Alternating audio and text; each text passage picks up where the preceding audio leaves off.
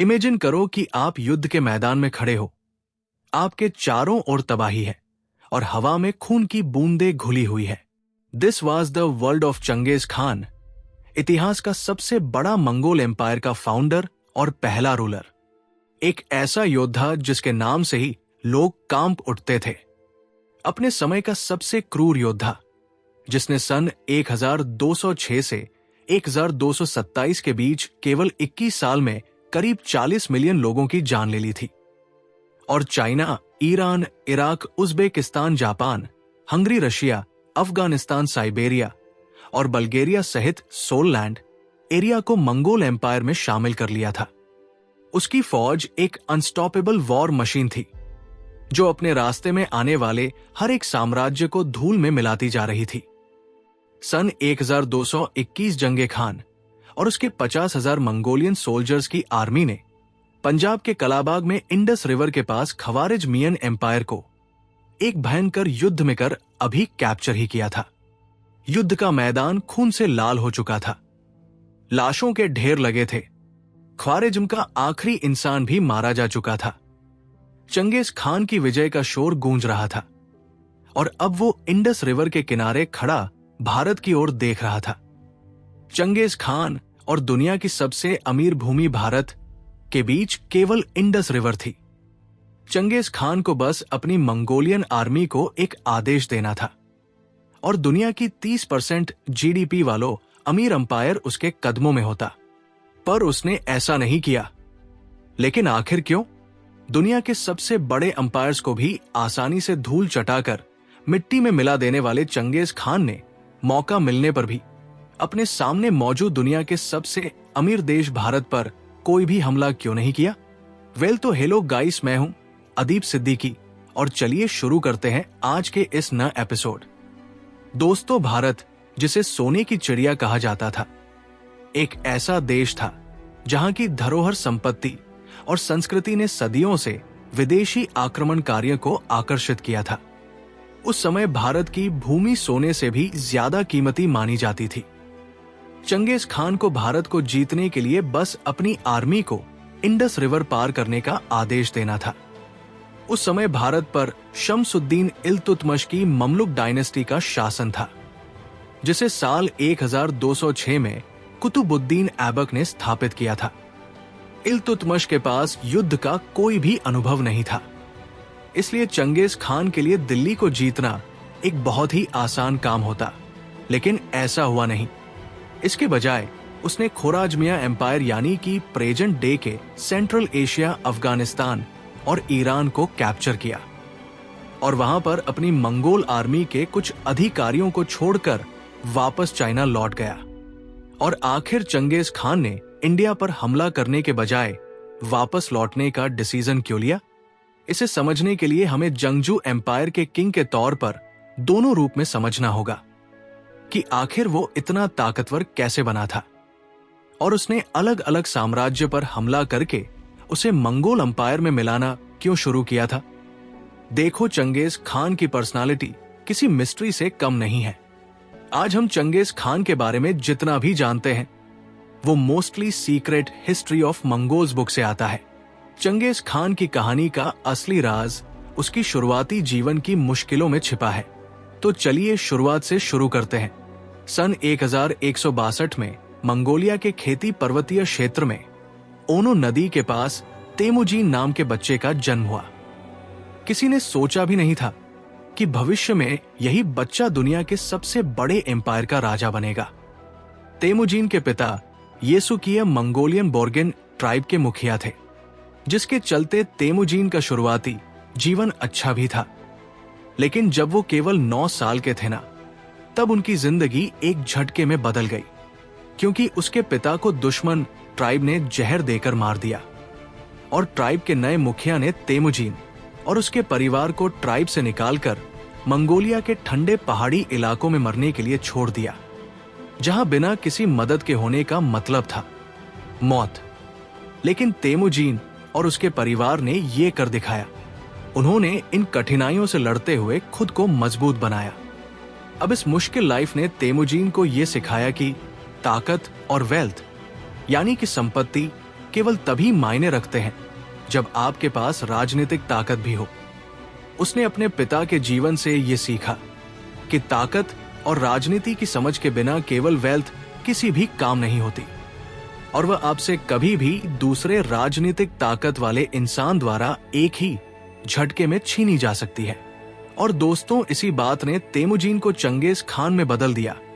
उसने ये बात अपने दिमाग में इस तरह बिठा ली कि अब उसके सामने केवल एक सपना था, दुनिया का सबसे ज्यादा पॉलिटिकल पावरफुल इंसान बनना, ऐसा साम्राज्य बनाना जिसकी ताकत के सामने कोई भी सर ना उठा सके।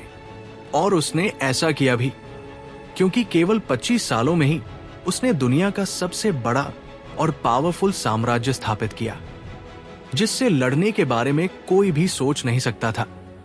पर सवाल यह आता है कि आखिर चंगेज खान को दूसरे अंपायर्स को इवेड करने का डिसीजन कैसे आया।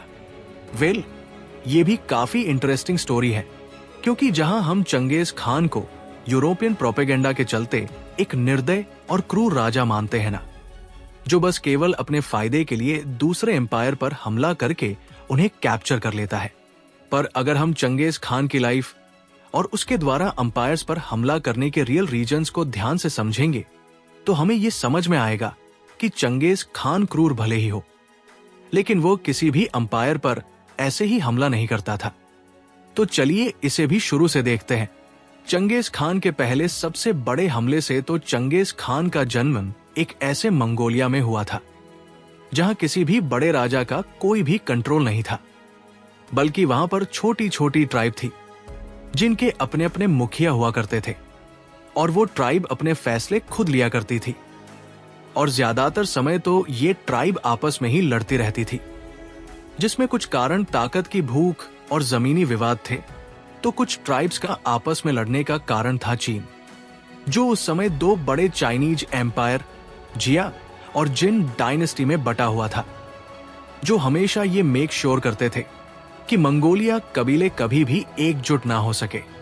और ये डायनेस्टी ये भी मेक श्योर किया करते थी कि कोई भी लीडर इतना बड़ा ना बने कि वो इन कबीले को एक साथ मिलाकर एक बड़ा एम्पायर बना सके, जो कि चीन की इन डायनेस्टी के लिए खतरा बने।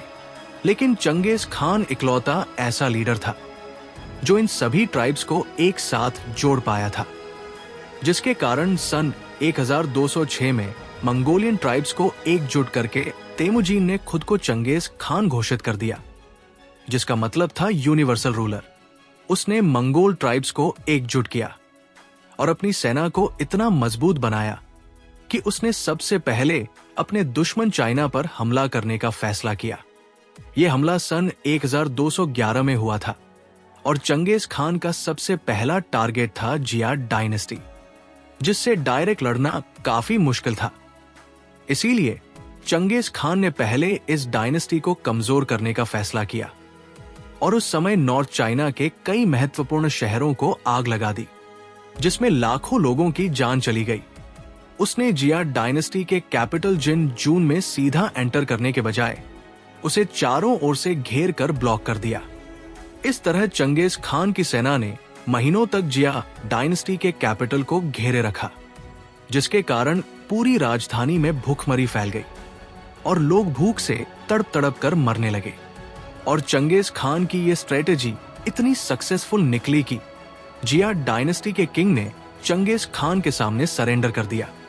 इस तरह पूरा नॉर्थ चाइना मंगोल एम्पायर यानी कि चंगेज खान के कंट्रोल में आ गया, और अब बारी थी चाइना के ईस्ट हिस्से को कंट्रोल करने वाले दूसरे एम्पायर जिन डायनेस्टी से बदला लेने की, जिस पर चंगेज खान ने सन 1215 में हमला किया और राजधानी बीजिंग में हिस्ट्री के सबसे से बड़े मसेकर को अंजाम दिया। और अंत में यहां भी जीत चंगेज खान की ही हुई और दोनों अंपायर अब चंगेज खान के मंगोल अंपायर का हिस्सा बन गए। इस समय चंगेज खान दुनिया के सबसे बड़े अंपायर्स में से एक अंपायर को खड़ा कर चुके थे और अब उनका किसी से भी लड़ने का कोई भी मन नहीं था। लेकिन फिर दोबारा कुछ ऐसा हुआ जिसके चलते उसे जंग में उतरना पड़ा। तो पड़ोसी काराखिता एम्पायर ने मंगोल एम्पायर पर एक बड़ा हमला कर दिया था और मंगोल एम्पायर की एक बड़ी सिटी को कैप्चर करके उसके राजा को मार दिया था, जो कि चंगेज खान का ग्रैंडसन इन लॉ था। यह हमला चंगेज खान के एम्पायर पर था, जो कि उसकी ताकत को एक चुनौती थी। इसीलिए सन 1218 में चंगेज खान ने पूरे काराकिताई एम्पायर के साथ जंग छेड़ दी और कुछ ही समय में पूरे के पूरे एम्पायर को डिस्ट्रॉय कर दिया और वहां पर एक भयंकर तबाही मचाई, जिसने दुनिया भर के एम्पायर्स के बीच चंगेज खान की एक क्रूर और निर्दयी योद्धा की इमेज बना दी।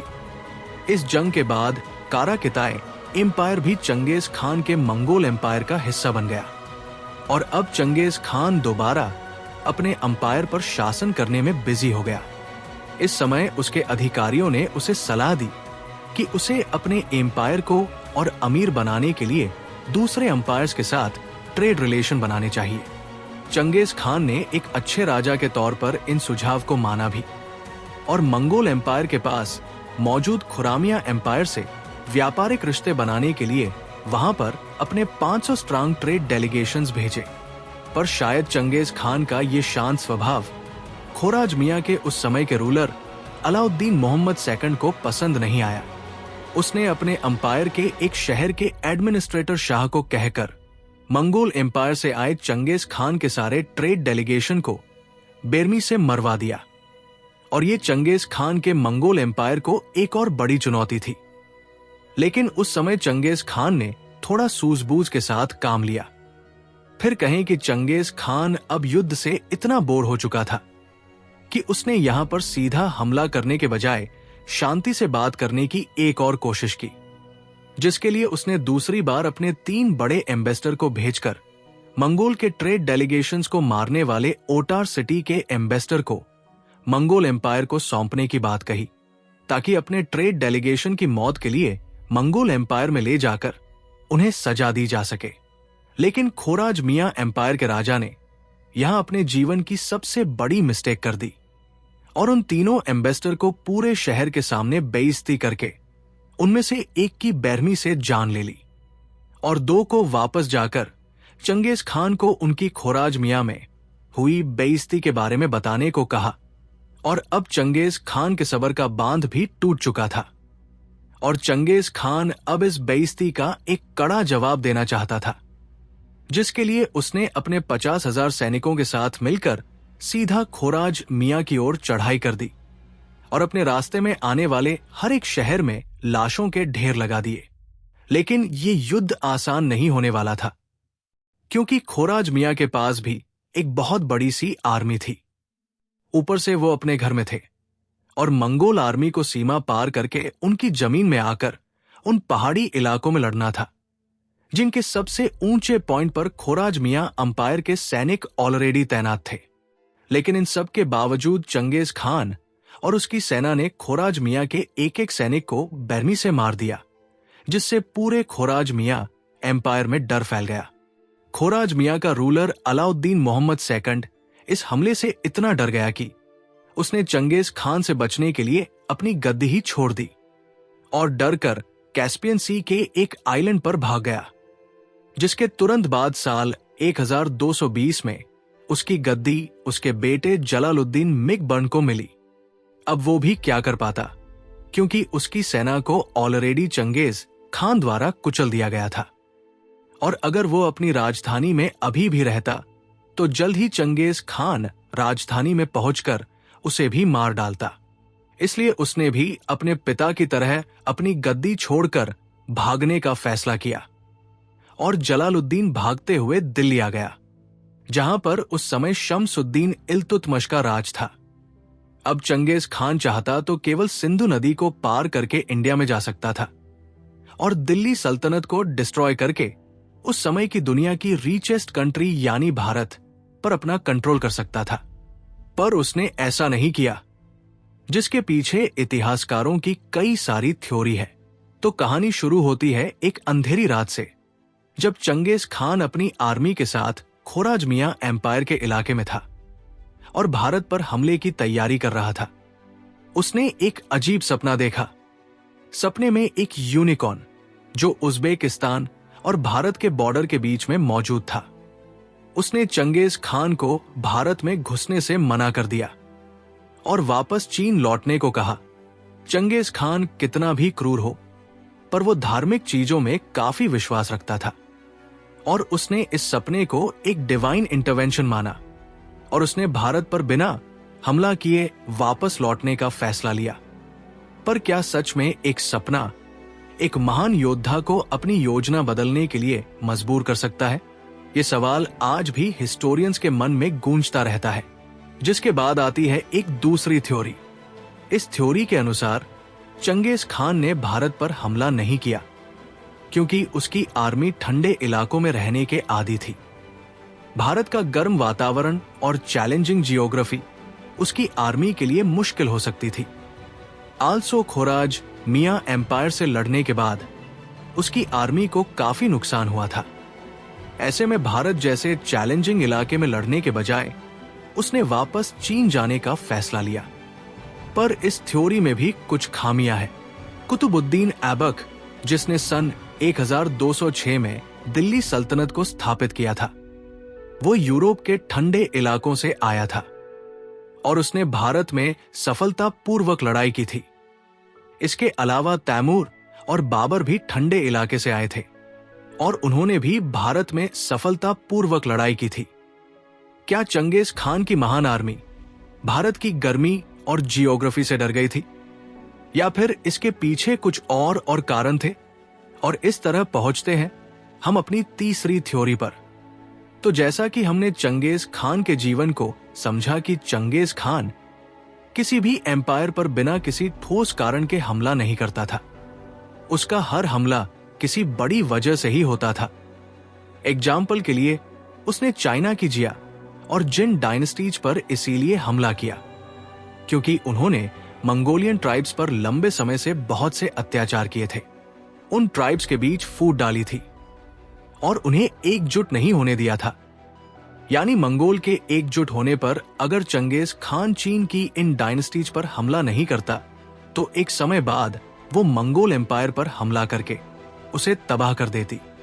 इसके अलावा उसने कारा खिता एम्पायर पर इसीलिए हमला किया क्योंकि उनकी सेना ने मंगोल एम्पायर पर हमला किया था और उसके एक शहर को कैप्चर करके उसके रूलर को बर्मी से मार दिया था।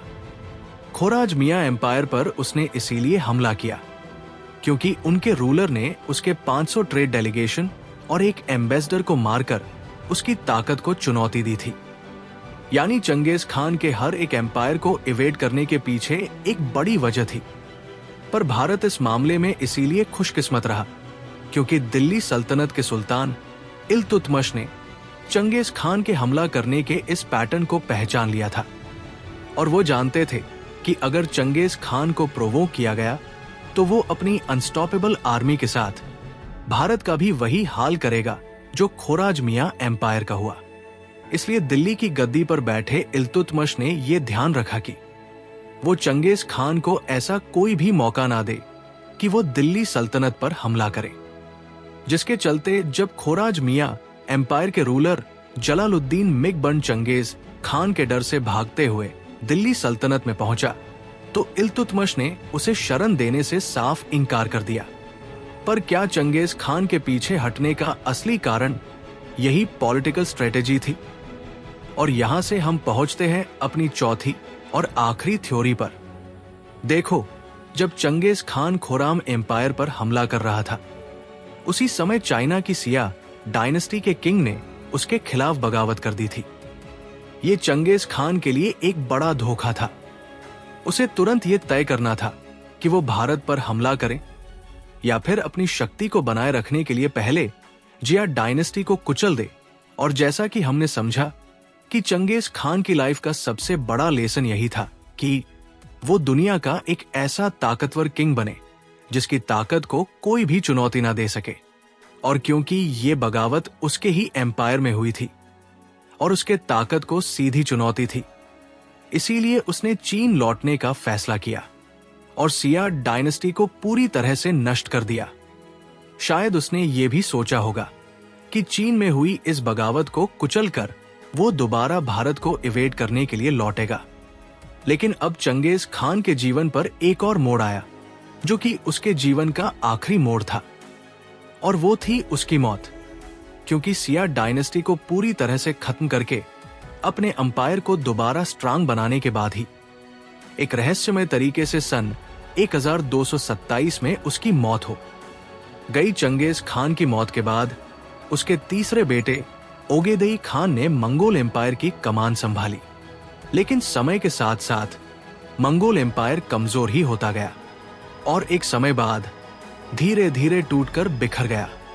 इन शॉर्ट कहूं तो मुझे यही लगता है कि शायद खोराज मियां एम्पायर के बॉर्डर पर रहते हुए चंगेज खान ने सोचा होगा कि चीन में विद्रोह को कुचलने के बाद वो भारत में आएगा और उसे अपने नियंत्रण में ले लेगा, लेकिन वो समय कभी भी नहीं आया और इस तरह भारत इतिहास के सबसे बड़े इवेडर चंगेज खान से बच गया।